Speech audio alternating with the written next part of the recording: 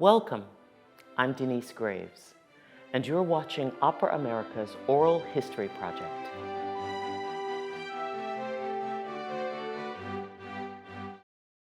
Maestro Joseph Rescigno, welcome. I'm delighted to speak with you today.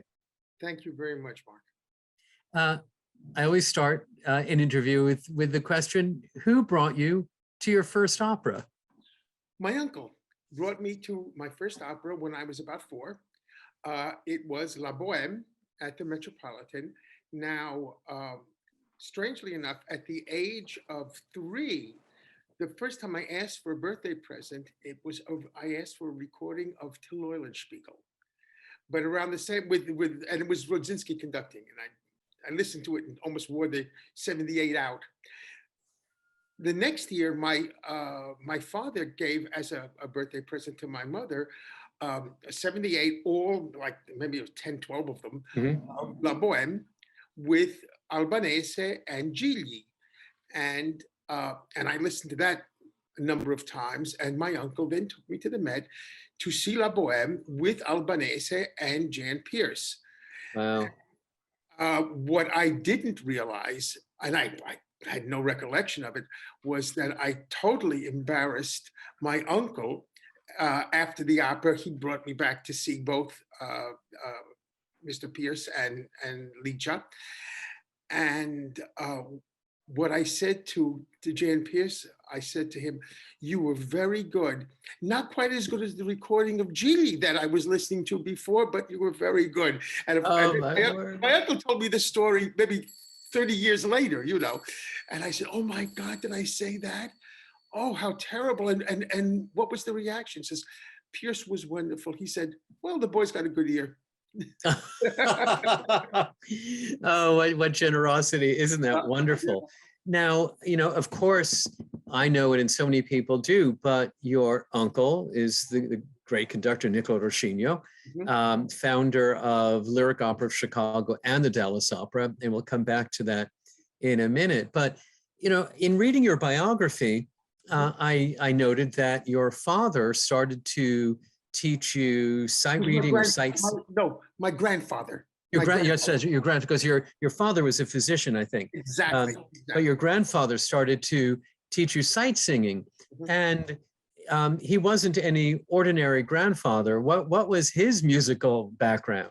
My grandfather was, for 35 years, one of the trumpet players at the Metropolitan Opera, and he joined when he was only 17, and I think initially he played second trumpet, but he finished the last 5-6 years as third trumpet, and unfortunately, around the age of 55, he had to leave the orchestra because he became hard of hearing, and I was his first grandchild, born about 3 months after he left the orchestra. And he just sat by my crib, and more than my mother or my father or aunts, he spoke to me and taught me how to speak in 2 languages before I could walk. And then when I was about 3, he started showing me music and showing me solfeggio and how to sight sing. And then finally, by the time I was 5 and could just barely read a book, I could sight sing in 4 clefs. So with fixed tone. Wow. His misfortune was my great fortune. Sure, because he got to be with you for those extended hours and just bringing you into the musical world, and then your uncle and his great work. So music was just flowing through you from the time you were born. Yes, it was. It really was. My mother was also a pianist. My mother was my uncle's rehearsal pianist, and that's how she met my father. Wait a second. So your mother was your uncle's rehearsal pianist. Correct. Oh my goodness. Correct. I'm trying to think what a company it could have been. Excuse me. I think maybe the touring company, the San Carlo. Sure. But in my grandfather's generation, there were 10 musicians. His first cousin, also called Joseph Rescigno, his name was Joseph Rescigno. His first cousin was Joseph Rescigno, Sure. and he was a horn player who played principal horn for the St. Louis Symphony, and then one of the horns for Toscanini in the NBC Symphony. Wow. Then my grandfather's brother was Pasquale Rescigno, who was a pianist and a coach. He was Cornell McNeil's coach when he was a young man. And I found out later was early on, for the first maybe 6 years of its existence, one of the rehearsal pianists at New York City Opera. And then in Italy, there was a bassoonist with the San Carlo and another cousin. But apparently there were something like 10 musicians in my grandfather's generation, and only my uncle in the next, and I'm the last. I'm the last musician. My nephew or niece did not go into music. Wow. But it's rather like, I mean, like the Puccini family, because Giacomo Puccini was the 5th generation musician. And you have these generational inheritance of music. That's just fantastic. Well, that doesn't happen very often now, but this was almost the norm in Europe. Bakers and painters and musicians and lawyers and merchants and bankers, the Medici and all that. So yeah, it was kind of like if you're exposed to a certain kind of work, and which I was, and I was, from maybe because of my grandfather, I was just in love with music since I was just right out of the cradle. So your first real instrument, forgive me, is piano, Yes, because you studied piano, and once again, referring to your biography, you must have been very adept, because at the age of 9, you performed a movement of Mozart piano concerto with orchestra. Correct. And I began studying at 7.5, maybe. And I then, after maybe 1 year, I played, I think, Chopin waltz and some other things when I was about 8.5. And then when I was 9, I did the first movement of the Mozart A major, the number 23. And it was interesting. I was always fascinated by conducting from the time also I was 9 and just turned 10. I was lucky enough to watch 3 weeks of rehearsals in Chicago. My uncle, his second year of his stay with them, and it was Trovatore, with a cast that, my God, now is legendary. Callas was Leonora, and Ebbestignani was Cena, and Björling was Manrico, Bastianini was Di Luna, and Wilderman was Wow. Fernando. So And, one American in there, one American. Yeah, if you don't count Callas, one American. right. And from the first music rehearsal with Alberto Vasiello playing the piano, and all the way to opening night, I watched this, and my father, who was a doctor, wrote this note saying that I was to the school, was too sick to attend for 3 weeks, knowing that I was in Chicago doing this, and it was an unforgettable experience. I also got to watch Tullio Serafin, who was the other conductor. My uncle brought him in as a guest, do Cavalleria and Pagliacci, and that I just watched the performance. But can you imagine where Di Stefano is Turiddu and Del Monaco is Canio? I mean, in the same, these things just don't happen anymore. No. And I could go on and on about theorizing about why not, but just how extraordinary. I'll come back to some of this in a moment, because I'm kind of curious with your great success and talented piano, here you are 9 years old playing a movement of a Mozart piano concerto.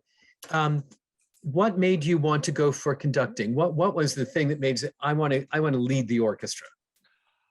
Two things. Watching at 9 that rehearsal process of the Trovatore in Chicago. And then later, I don't know if I was 16 or 17, but I played for Bernstein, the only time I got to meet him. Uh, he was looking for soloists for young people's concert, young soloists. And I played the fourth of Beethoven and some of each movement for him. And I thought I did quite well. And my teacher was pleased. And then a couple of contestants later, Andre Watts played the list. And I said to myself, I'll never be a pianist. I mean, I play well, I play very well, but I don't play that well. Wow. And actually, I told that story to someone who I'm talking now maybe 20 years ago, who knew Andre Watts. I didn't. I don't know him. But Watts told him, well, I think Rescigno made a very good decision. I saw him do a butterfly that I like very much. So that's here is Andre Watts, someone you never met, who enabled you to become a conductor. That's right. Very funny. I love it. Now, in reading some of the background material, one paragraph said that you engaged in a traditional house apprenticeship in the European manner, talking about some of your early opera work. And I was curious to know what that meant, to engage in a traditional opera house apprenticeship in the European manner. Well, for most of the 20th century, and even early, the latter part of the 19th century, working in an opera company was an indispensable route to becoming a conductor. A few conductors, like Nikisch or even Toscanini, were players in the orchestra. And Toscanini went from being a cellist in the orchestra to, making a spectacular debut at the age of 19, conducting Aida, where he was and the conductor, I don't know, either got sick or something. I don't know but apparently that lost. And then probably jumped off a cliff. Yeah. But most conductors were rehearsal pianists and did other things. I myself, I was a rehearsal pianist.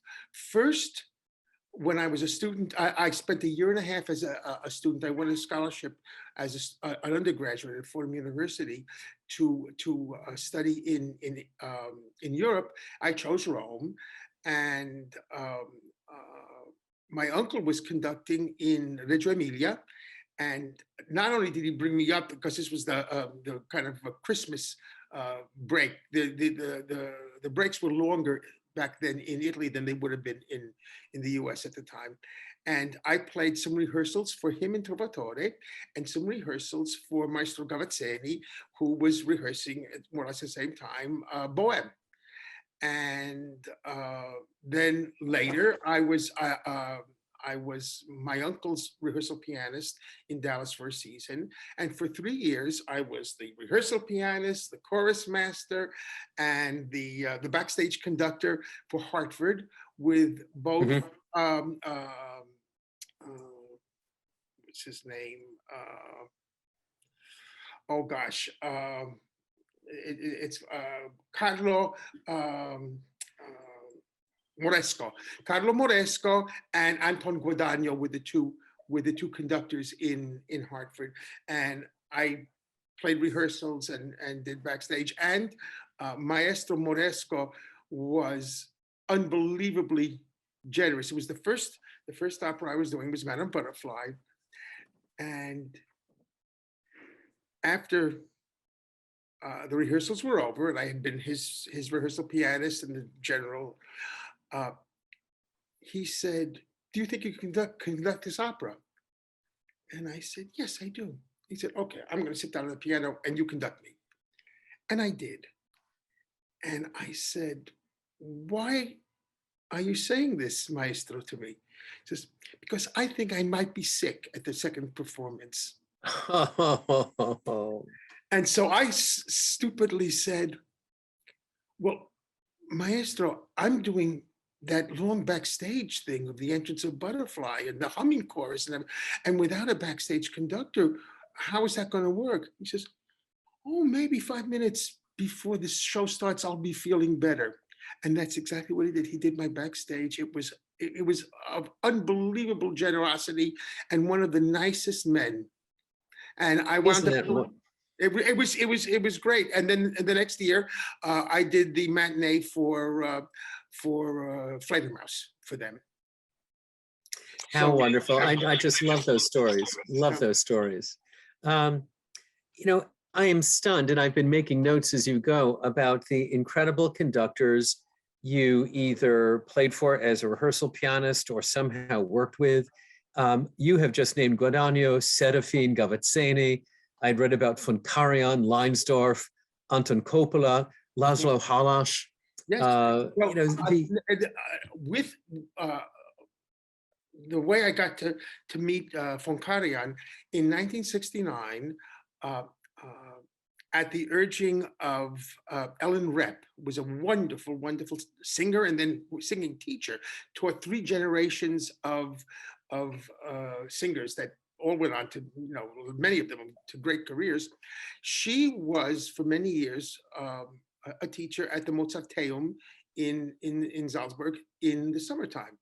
And this was the 3rd year of what turned out to be a 5-year conducting competition that lasted, 5 years, like the Metropolis in New York, and then it was dropped. And she urged me to apply and see what happens. And it was being run by a great composer and conductor, a man called Bruno Maderna. And I wound up at the end, it was 4 finalists, and I was one of them.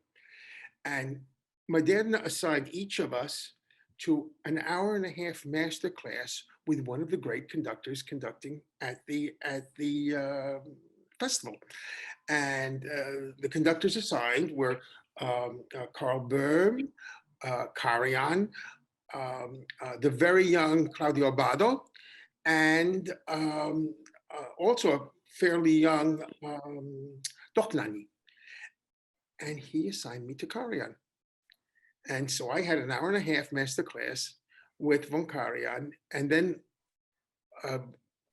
a day before I was going to leave, after the whole competition was over, he, either because the pianist was sick or for some reason, I got this message from his secretary.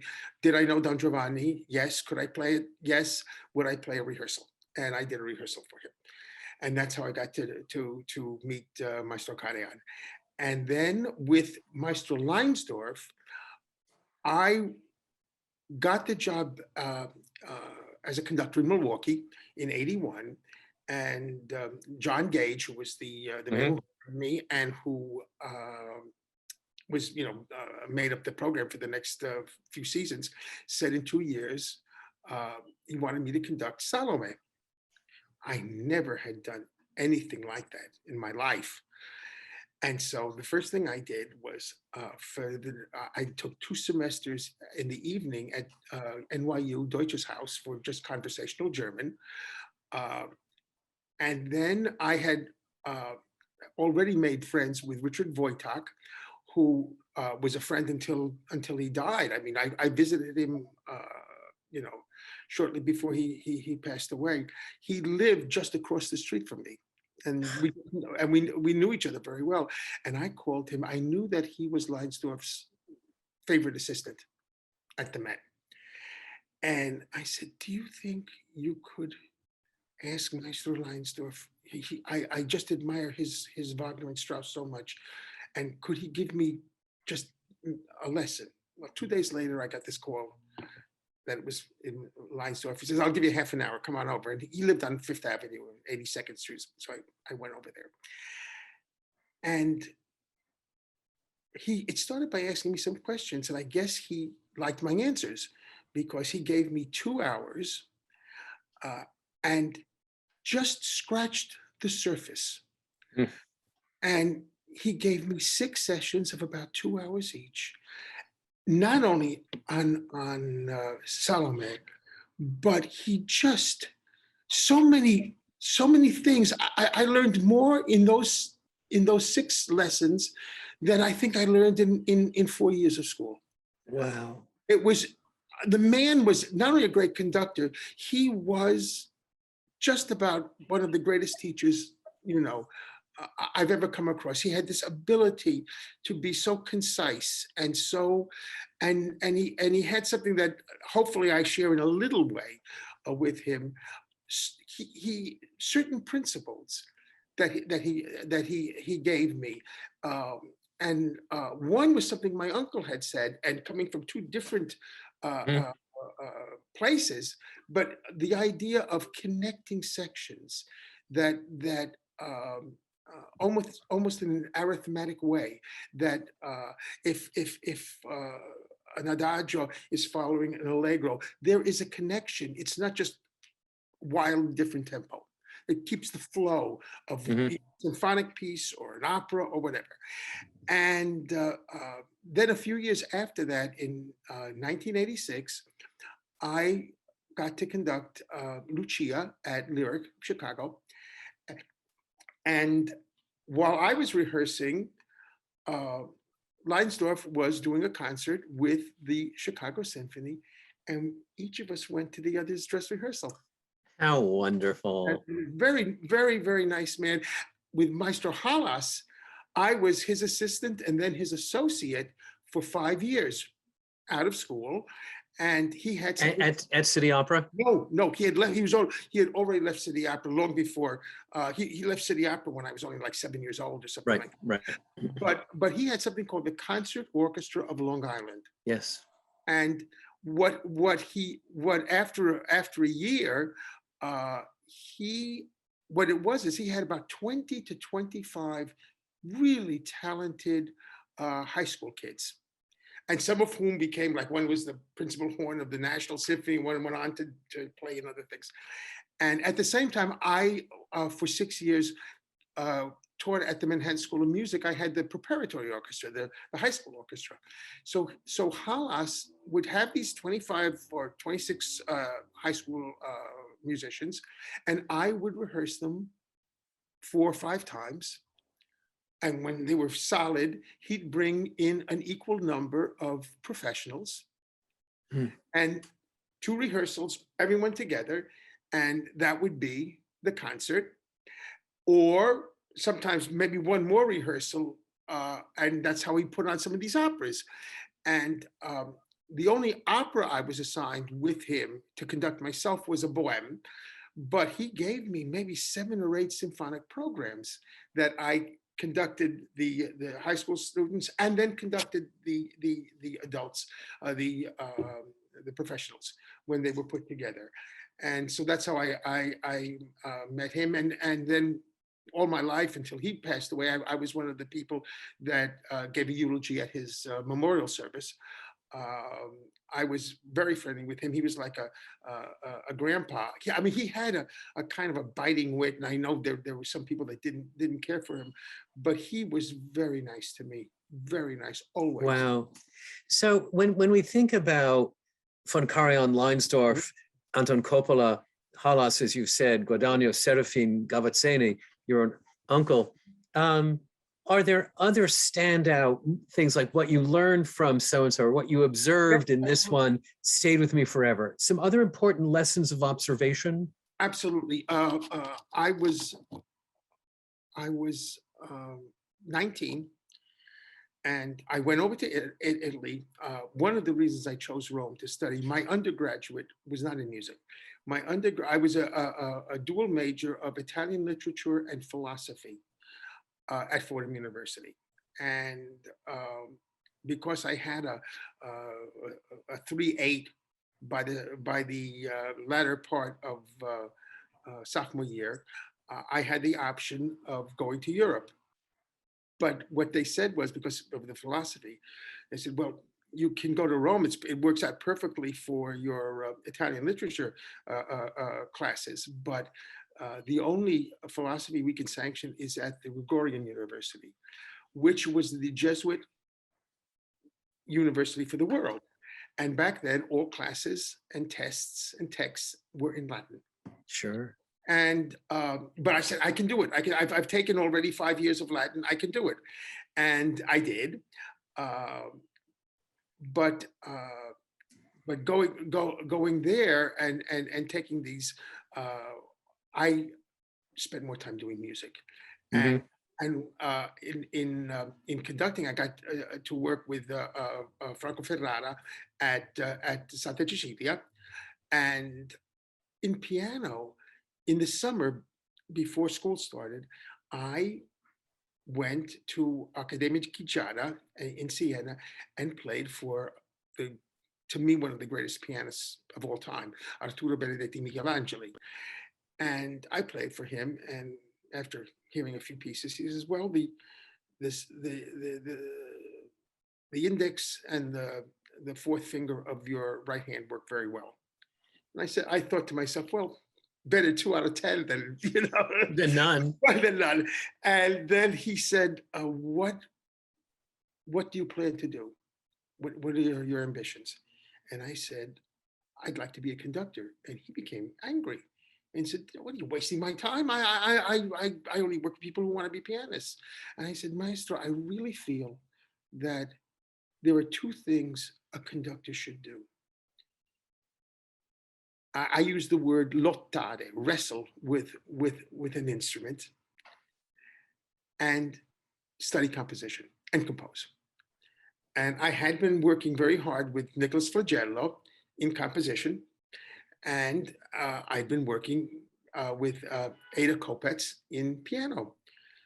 So he calmed down for a second. He said, all right. And he gave me a few lessons. And for the next year and a half that I was in Rome, I studied with his assistant, Alberto Neumann.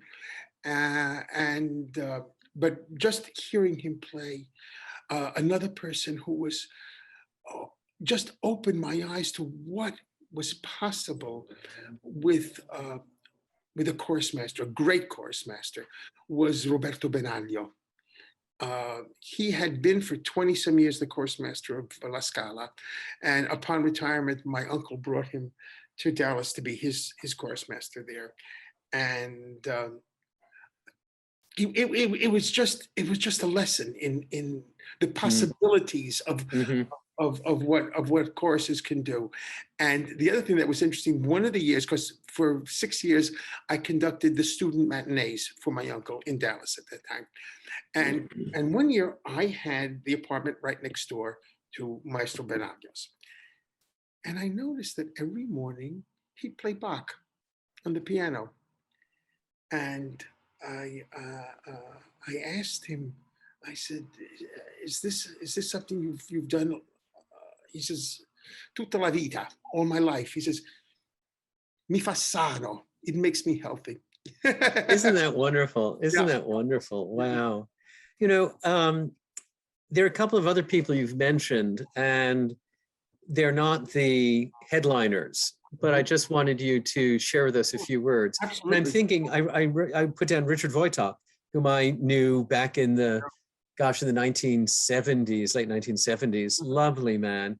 And just, what made him so special? Richard was one of the most intelligent human beings I had the privilege of knowing. He was an incredible wit, brilliant pianist,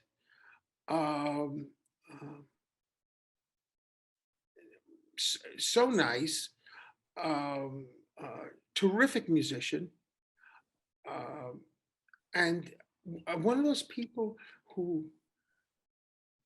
worked in the artistic vineyards without always the the adulation of Yep. some others. What I loved about him was he shared, for example, the same thing that my grandfather had, that I saw in Bruno Maderna when I worked with him. A love of music so profound, it was almost like a religion. And he was one of those people that I think believed in the redemptive qualities of music. I mean, they say that Wagner had this theory of the redemption through love. Well, I think that these people like Richard believed that music could elevate the spirit and bring not only enjoyment but a kind of spiritual solace. It was another proof of the existence of the soul. Oh my goodness, how beautifully said. What about Alberto Vasiello? I mean, it's a name, if you grew up with the Saturday afternoon broadcast, you knew the name of Alberto Vasiello. Well, Alberta, she was also a monstrous talent. Apparently, she was, along with people like Willie Capel, one of the great pianists of the Juilliard School. But she suffered, like Corelli and a few others, horrible nerves. She hated doing that. Then, so she played, but apparently the nerves were so bad that it diminished some of the quality of her work as a performer. She, Briefly worked even as a contralto. Yes. I think she sang Carmen at City Opera. Yep. I am absolutely convinced if she were a young lady now, she'd be maybe the premier woman conductor of the world. Unfortunately, she was living at a time where it was virtually impossible for to be accepted as a conductor. But I think my uncle was actually quite instrumental in giving her basically what turned out to be the majority of her career. He brought her in '54 to be his rehearsal pianist in Chicago. And she could play anything, I mean, she played. I saw her a few years later play the quintet from Carmen with all thirds in her right hand, just knocking it off like it was, one of the Chopin etudes. And but she was, legendary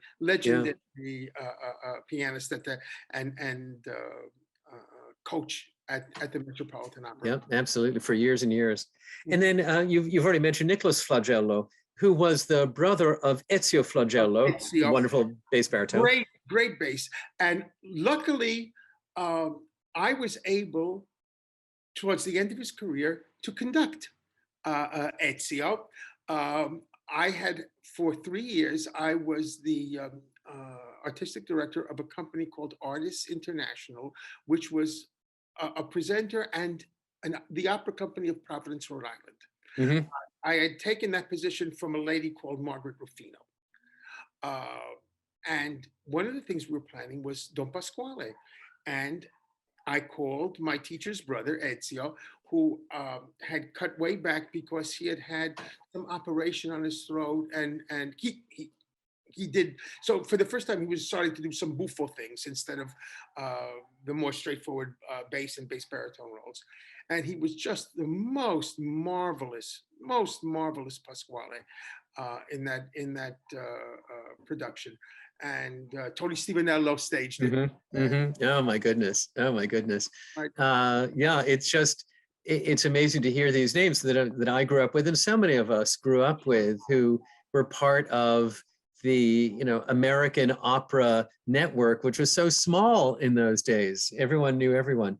Before we go on and talk a little bit more about your great career in Milwaukee, I just have to ask, what was it like hearing Callas in the theater? I was lucky enough to have seen her in 6 different operas. Mm.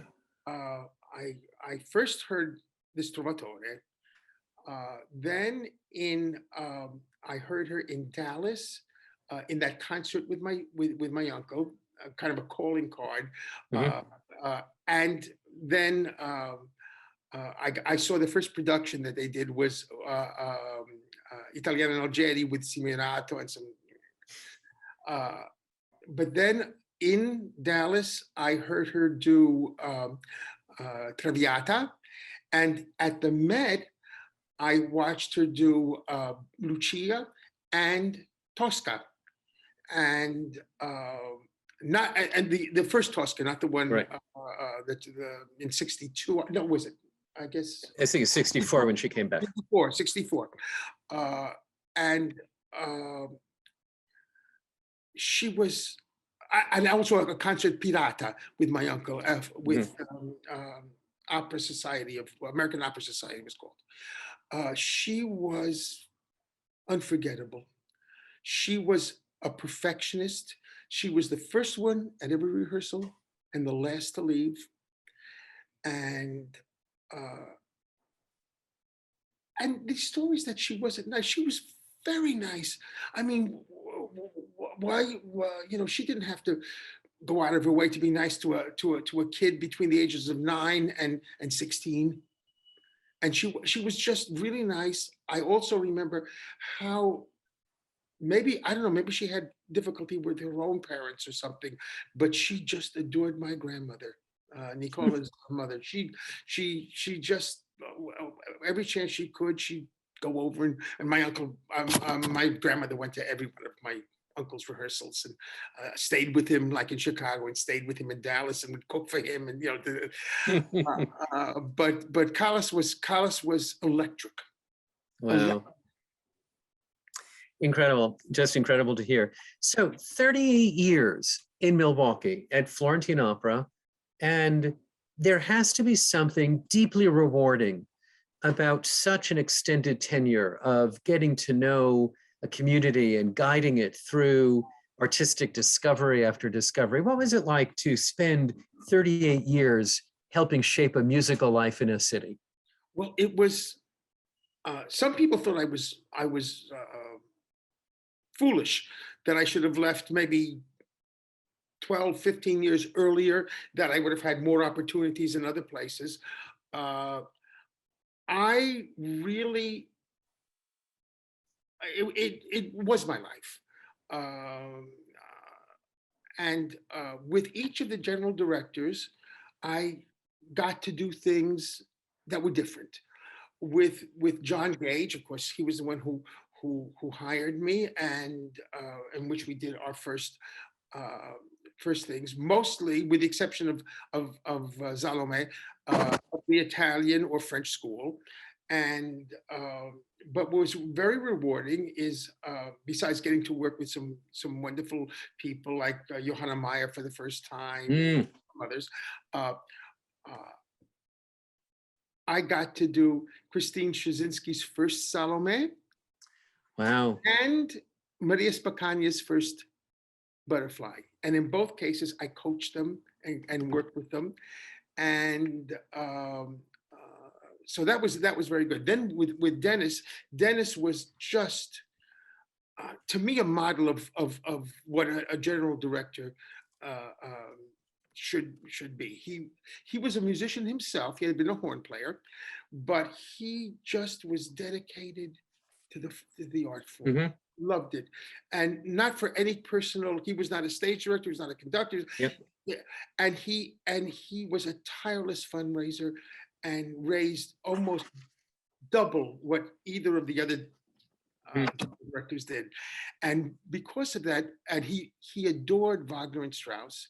Mm-hmm. And I got to do operas that I thought I'd never get to do. Ariadne, Electra, Rosenkavalier, Valkyra, Tristan, Frieda Hollander, and having this wonderful symphony the Yep. Milwaukee Symphony, which is better than 90%, 95% of all the opera orchestras in the United States. So this was an immense advantage. And then with Bill Bill Florescu. Florescu, with Bill, I got to do more new music. Yeah. I do the world premiere of a very challenging piece. I'm so sorry it hasn't been given a second production, Rio de Sangre. Mhm. I tried with the Rome Opera. I thought maybe it would have a better shot in Europe at this point. It needs a really wonderful orchestra and it needs rehearsal time. Mhm. Case in point, when I did Little Women in '07 for Louisville Opera, and I pretty much learned the opera in 2 weeks. I worked on Rio for 11 months. Mm. Mm. And the only opera I did was a little bit harder was Rosenkavalier. Wow. And it's a wonderful, but it requires a big chorus, requires 6, 7 characters, hard to sing, about a 65-piece orchestra and a 14-piece salsa banda on stage. Wow. There's a nightclub scene where we do different things, and there's a riot scene where pretty much just for the chorus and orchestra that we had to have a tech rehearsal at Florentine of 3 hours just for this 8-minute scene. So, but I am, and it was recorded, and it was the recording was very well received, and I am so grateful that I got this opportunity. Just as I'm grateful to St. Louis Opera Theater of St. Louis that I got to do the world premiere of Minoru Miki and Colin Graham's Jewelry. Yeah. And actually, I got to do more world premieres in the 4 years that I had Orchestre Métropolitain in Montreal. There, I finally talked in my last year. I talked the board president to allow me to program a new Canadian piece on every concert. It's in a kind of sad times in many ways. To me, one of the positive things going for opera right now is we're renewing the river of operatic music. Yeah. The spring was almost dried up. It was becoming just a museum of past Right. things. And with this new emphasis on living composers and doing this, it's returning to be what it was for most of its great history. Absolutely. Now, I did want to ask you a couple of questions related to this. So you've done big companies, Lucia at Lyric Opera of Chicago, Drury at Opera Theater of St. Louis, and Florentine, Milwaukee. The relative pleasures of big company, small company, because they're very different. The big companies producing to some conceptual level of quality, the smaller companies connecting with their communities in a special way. How did you relate to the big company, small company dynamic? Well, one of the reasons I think I stayed so long in Milwaukee and liked it is we could do actually what was kind of my uncle's dream and Larry Kelly's in Dallas, and the two of them, along with Carol Fox, co-founders in Chicago. Both Dallas and Chicago became very important companies, but they started out doing the highest quality, but only 2 productions maybe. And to reestablish, Dallas never had an opera company. Right. And Chicago had the Chicago Civic. That's why they're calling the theater the Civic. But and my uncle actually, the first important company he ever conducted for in the United States was the Chicago Symphony. Oh, before it closed in the Depression. Exactly. Not the Depression. No, it stayed open until like 47, 48. Did it go? I didn't realize it had gone that long. Yes, it did. And Fausto Clever was a mentor of my uncle's, and brought him. Okay.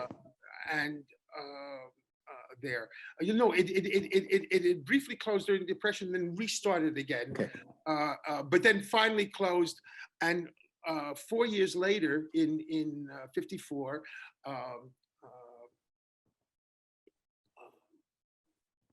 Kelly, who was from Chicago, and Carol Fox, also from Chicago, and Carol Fox studied, had my uncle as a coach, and they formed this company and called it the Lyric, and started at a very high quality. it started at a very high class, as did Dallas. Yeah. And I know I was and for luckily a number of productions that for example, I got to do a wonderful Otello at Florentine with Hermano Mauro, and with Spacagna as Desdemona, and a terrific Turandot that had Lando Bartolini and Johanna Meyer, and Johanna Meyer, who came out of retirement 4 months into her retirement to do Electra. She had her career basically was always as Chrysothemis, but I gave her a chance to do her only staged Electra with Dejan Miladinovic was the stage director, and let me see if I remember. Military was Chrysothemis, and that Joyce Castle. Joyce, oh, Joyce was Clytemnestra, and so there were we got to do some very ambitious and wonderful productions, but still it was a company that was very much connected to the community. Yeah. And I remember in '05 we did an Aida, a terrific Aida. It was 3 theaters co-produced it: Miami, Detroit, and Milwaukee. It was the Bliss Hebert and Alan Charles Clyde, and Alan Charles, and so what is his name now? I'm suffering from Alzheimer's. It's hard to remember. No, it's amazing. It's amazing what you do, what you call to your fingertips about all these performances. But Guido Lebron was a Monasero, and he and I went to this school on a day off, and we spoke to maybe 500 students. And Guido talked mostly about his life, being born in Puerto Rico, and what it's like to be a singer. And I spoke mostly about what the opera was going to be about. And one girl, maybe she was 12, I don't know, she asked Guido Lebron, "Are you rich?" And Guido said, "Well, no, but I get to, do what I love, and I'm not starving. I'm doing okay." And so I said, "Why don't you ask me that question?" And she says, "Okay, are you rich?" And I said, "I'm the richest man in the world." He says, "Why?" I said, "Because I got to spend my life doing something I love." And at that point, let's see, it was maybe 35 years. I don't know. I just had my 50th anniversary with my wife. And I said, and for all these years, I'm still married to the same person who incredibly still loves me. I don't know why, but she does. And so she says, "Well, if you're rich, how big is your house?" And I said, "Well, I don't have a house, I have an apartment." And he says, "Well, how big is it?" I said, 5 rooms. He says, "Well, that's not very big." I says, "Yes, but 5 rooms in Manhattan I'm worth 20 in Cudahy, which is a suburb of Milwaukee. So I don't think she understood it, but the teachers were sort of laughing. That's so funny. That's so funny. No, I did want to talk about you and teaching. So you do teach and you are a coach. What is special now at this point in your life about helping younger people who are on the rise? Well, actually, when I was with Manhattan School, that was my first job. I was there between 69 and 76 and had the young orchestra. And then for the last, say, 3 years of that time, if Maestro Coppola was out conducting someplace, I took his classes. And then for most of the 70s, 80s, and even 90s, I coached singers a lot. The last, say, 10 years, I've devoted more to working with young conductors. I've had quite a good batting average. When I was in college, my first opera that I conducted was The Marriage of Figaro. I was actually it was in Manhattan School of Music. I was already at the Manhattan School of Music, my first year of master's. But I had given piano lessons to a super talented high school student who was the younger brother of a classmate, good friend. And my friend was Philip Conlon, and his younger brother was James Conlon. And he played the recitativi for me in that Figaro. And lately I've been working with some young conductors and helping them. And the way Leinsdorf never would take a nickel for the lessons he gave me. I, of course, charged singers for coaching, but I never asked for any payment from any young conductor that I worked with. And you're giving back. You're giving back. And it's one of the main reasons I wrote this book. Well, and I wanted to ask you about that. It's called Opera Conducting, Where Theater Meets Music. Yes. And I'm wondering, what are the two biggest points you make in that book? That if you read this book, the thing you need to understand, what are a couple of those points? Well, the first one is that a conductor doesn't sing, or at least he shouldn't. If you have to sing a line or two, things are not going well. And he doesn't play unless maybe he's doing recitativi, like right. I did that once or twice for Rossini operas, played my own recitativi, but usually in the pits they're kind of big and it's not feasible. I mean, Levine was one of the great pianist conductors, and he didn't play his recitativi when he did Mozart. And just too many things in a larger theater to worry about. But what the conductor does is he shapes the opera, and the interrelationship of tempi, choosing the speed. I remember asking my uncle something, and he insisted to have the command that if this is the tempo you want, hit it all the time. Don't do it fast one evening and slow the next evening. And I said, well, doesn't that depend on the interpretation? And he said, nothing so affects the interpretation of a piece of music than the speed at which you take it. And so I try to that what can tell the drama, what is the speed at which you take a piece of music, and the interconnection. For example, I still believe that both Richard Strauss and Giacomo Puccini wrote at the speed of speech. Sometimes we speak more slowly and more carefully. And when we're excited, we speak quickly.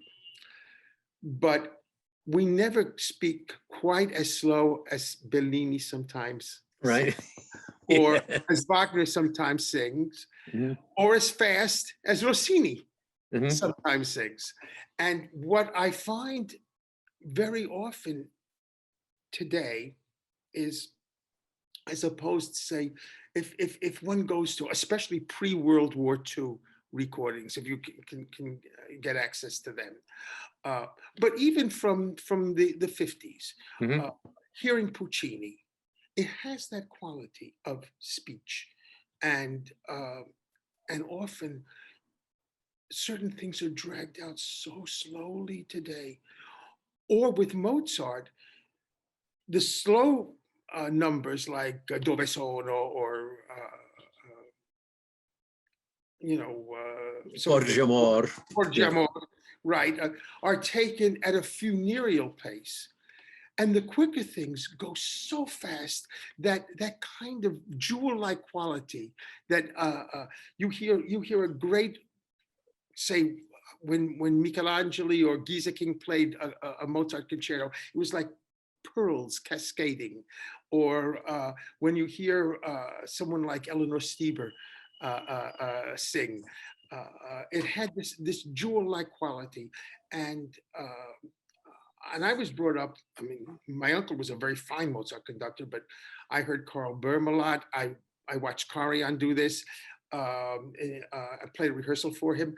And this kind of frenetic, crazy fast tempi that you hear sometimes today, you didn't. And not only does this affect the music, it affects the drama. Mhm. Mhm. It affects the theater, as it were. I think that uh, all of this harkens back. I was having a my weekly breakfast meeting with I won't mention who, but an artist manager and a stage director. And I was saying, when you really think about it, Western human endeavor reached a climax in a couple of 100 years in Athens, that there was no greater theater ever written. There was no greater philosophy. There was no greater sculpture. And it took Europe over 1,000 years to recapture that. And we didn't get a sculptor like Phidias until Michelangelo. And for that brief time, uh, everything came together. And maybe in a certain way, if one thinks of music theater in the form of opera, from Mozart through Richard Strauss, Puccini, this was like the Greek Mhm. golden age. And so when people say, well, why do we need to do new music? They did it all. Well, yes, but it doesn't mean that after the Greeks finished, uh, we didn't have continuation. Europe went into the Dark Ages with the barbarians of the fall of Rome, but fortunately, uh, the beginning of Islam, within a few hundred years, it was the Mohammedans who brought in a kind of scholarship and thought and mathematics. I mean, the concept of zero is one of the great achievements Yep. of human endeavor. So it renewed. It started again in Europe, and finally, with the Renaissance, not only they turned to Greek and Roman models, but they realized that the great plays of Sophocles, Euripides, these people were done with song. They Mhm. were, and that began the thought, that began the process of what we call opera or music theater. It was Yeah. theater with music. With music. Well, wonderful. It is so great to hear you speak about this and to recognize the depth of your training, of your reading, of your constant curiosity that gives you this tremendous perspective. I can't believe that we've come to our hour here. I just want to say, Joseph Rescigno, thank you. Thank you for what you've done for American opera, for opera. Thank you for this hour. And I just can't wait to continue the conversation in person as soon as we can. Absolutely.